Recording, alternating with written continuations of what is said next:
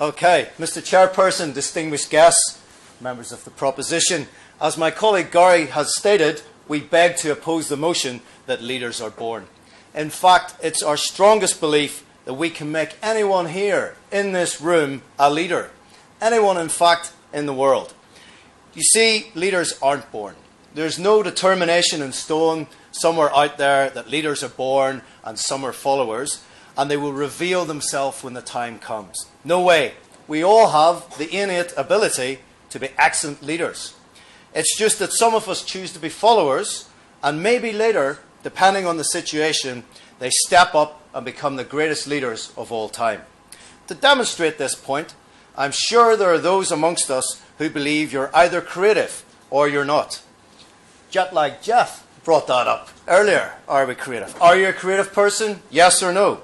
You could argue that. You can tell from a young age whether someone's highly creative or not. They display excellent artistic skills and have the knack to come up with ideas. Well, I challenge you that everyone can be creative. Even jet-lag Jeff. You're an artist.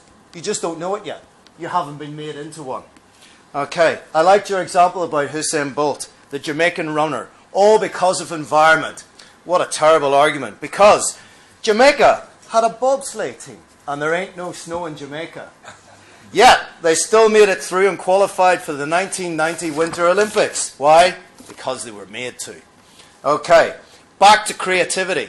Traits for creativity include an ability to experiment, an ability to persist with an idea, being open and reflective, doing some research, and enlisting the help of others. These traits are in fact just behaviours. We can all practice, and we can all learn behaviours, just like we can all learn leadership traits.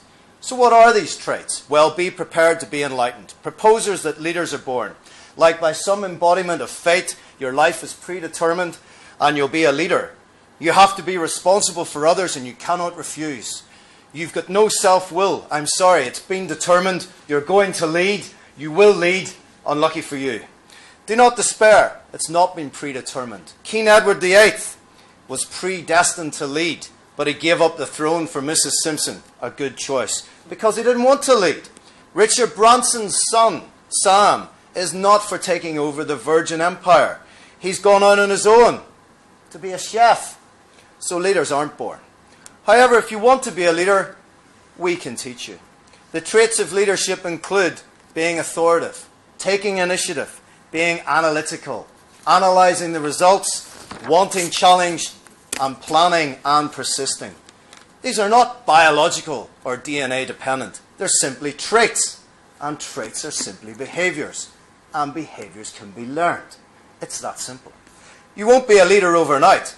But if you work at learning and building these traits, you'll be a leader, and a good one, no doubt about that. Jose. Jose gets his research from a 7-year-old. That's why he's no longer in banking. Put him on the podium next time. Yeah, you go play in the garden. Genetics, please. Science has been disproven time after time. The proposition would have you believe that the world is flat, and that anyone with an XYY gene is a criminal and should be locked up before they have any chance to commit any crimes. Worse than the proposition have proposed from this podium. Let me share with you a story from our friends over the border, the Hong Kong Jockey Club. They had a real dilemma. Their horse trainers had to be imported. You see, horse trainers make 10% of all winnings of every race. So if 100 million Hong Kong dollars is bet on a race, they take home $10 million. That's a nice job, isn't it? But the Jockey Club has no homegrown talent. Why? Because young people in Hong Kong have no experience of horses. They don't see them wandering in fields like they do in Australia or Ireland. So what do? They import these horse trainers from Australia and from Ireland. In order to change things, we need to capitalise on the domestic market. So the Hong Kong Jockey Club assessed the top trainers in their fields and identified the traits that made them successful. So anyone wants to make $10 million a race, develop these traits. They are wanting challenge, being organised, being precise, enthusiastic, taking initiative, and one other thing. Yes, they had to like animals. Okay, then the Jockey Club went out and recruited young people with those traits, hired them and put them on a fast-tracked horse orientation program for 6 weeks to complete success. Got a potential trainer that lacks the traits? Put them on a coaching program to develop the behaviors. It's pure science, proper science, not genetics, and it's guaranteed. Luckily, we live in an age where we have extensive research on leadership traits. We can analyse anyone and see where anyone fits on the leadership assessment.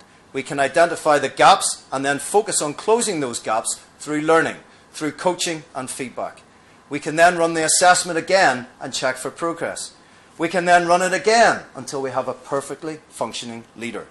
4 years ago, this process would take 6 months, as the potential leaders identified behaviours, deconstructed the ones that were blocking them, such as being blunt and being dogmatic.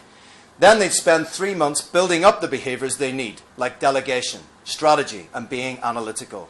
Now we have brain mapping assessments, and these behaviours can start to be created in as little as 6 weeks. We can all make leaders of everyone in this room in under 6 weeks. In fact, I can make you all leaders now by giving you an insight to leadership in one simple statement, which takes the form of one question in your mindset. Maury asked you to challenge your mindset. Let me give you this gem. All leaders, from hotel managers to CEOs to the greatest politicians, we mentioned JFK, have this one statement. And I guarantee it works 100% of the time, every time. Some people are afraid of leadership because they aren't aware of this statement. It's that simple. Call it a blind spot, a fear of being responsible, or just not being aware. So what's the answer? Simple. When you're a leader, any task that falls on your desk, you must ask yourself, can I delegate this? It's that simple. Maury asked you to challenge the way you think. Jose, are you from Mexico? But Maury doesn't even think, because my honourable friend Jose is not Spanish. He's Mexican. He may speak Spanish, so I ask you to challenge yourselves again, and that it is leaders are made. Mr. Chairperson, I beg to oppose this motion. Thank you.